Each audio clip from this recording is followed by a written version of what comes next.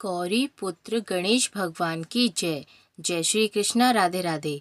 नमस्कार दोस्तों, आपके अपने YouTube चैनल एक्सप्लोरिंग देवस्थानम में आपका स्वागत है। आज इस वीडियो में हम आपको ऋषि पंचमी की व्रत कथा बताने जा रहे हैं।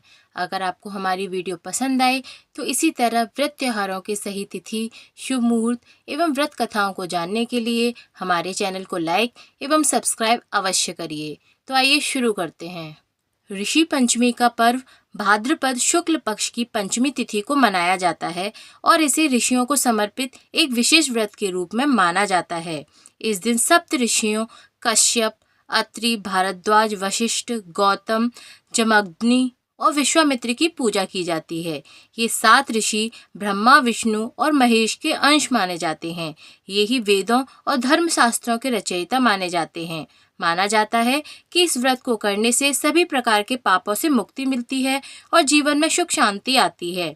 धार्मिक मान्यताओं के अनुसार महिलाओं को महामारी के दौरान अनजाने में हुई धार्मिक गलतियों और उनसे मिलने वाले दोषों से रक्षा करने के लिए यह व्रत महत्वपूर्ण माना जाता है।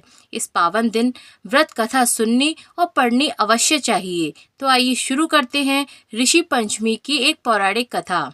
विदर्भ देश में एक सदाचारी ब्राह्मण रहता था। उसकी पत्नी बड़ी पतिव्रता थी, जिसका नाम सुशीला था।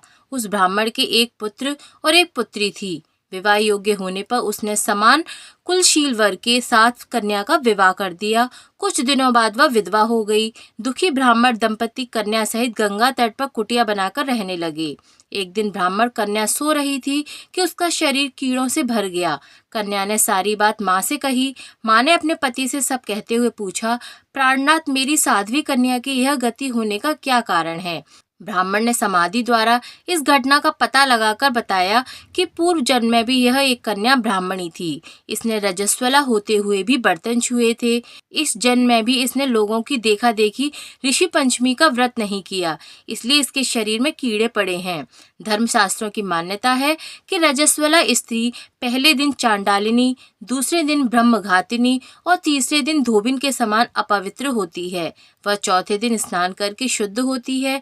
यदि यह शुद्ध मन से अब भी ऋषि पंचमी का व्रत करे तो इसके सारे दुख दूर हो जाएंगे और अगले जन्म में अटल सौभाग्य प्राप्त करेगी। पिता की आज्ञा से पुत्री ने विधि पूर्वक ऋषि पंचमी का व्रत एवं पूजन किया। व्रत के प्रभाव से वह सारे दुखों से मुक्त हो गई और अगले जन्म में उसे अटल सौभाग्य सहित अक्षय सुखों की प्राप्ति हुई। वह इस जन्म में भी उसका आगे का जीवन सुखमय हो गया। इसलिए प्रत्येक महिला को ऋषि पंचमी का व्रत पूरी श्रद्धा भाव से करना चाहिए।